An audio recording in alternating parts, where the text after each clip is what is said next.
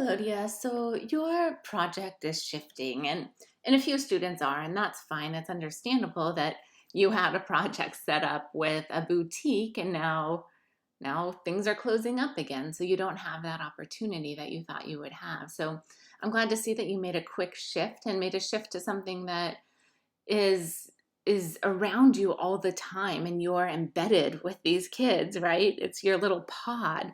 So they're going to be there, and it's going to be a stable subject for you. So I think it's a good, smart choice.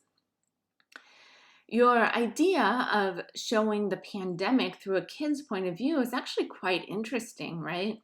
A lot of students have done projects since the pandemic started, and a lot of students have shown like a parental point of view of what it's like to go through the pandemic and have young kids.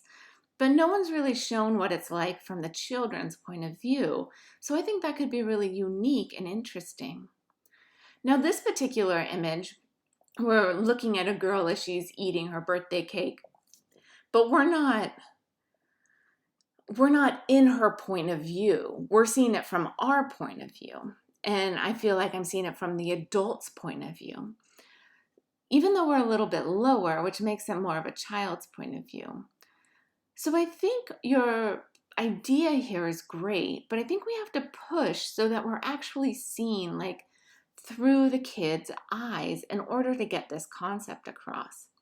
And this might not be for all of your images, but for some of your images, you might want to like be looking over the shoulder of one of your nieces or nephews, or be down at their level so we feel like we're on the ground playing with them, and they're looking up at what mom's doing during the pandemic, having to sounds like your sister's also going to school and working, so wearing many hats.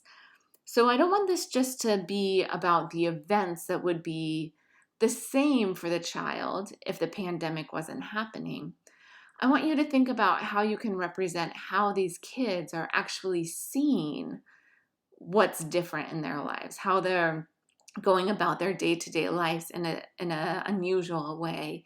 Maybe someone's doing remote learning, and you can photograph from over their shoulder, and it feels as though we're part of that, like we're the child doing the remote learning. Or kids are not able to play with other kids, and maybe they're like separated in out front when they're out in the front yard when they're playing. Things like this will show us more of that pandemic, and not just focus on the events that would be happening in a child's life at this point of time in time if a pandemic wasn't happening. With this image, your ISO is pretty high, so I would make sure you're keeping that lower. Looks like you have some bright light on the girl, but the focus isn't quite there on her eyes. So be careful of that as these kids are moving around really quickly. You're going to have to be really active with your focus, probably using manual focus to get a nice sharp view of their eyes.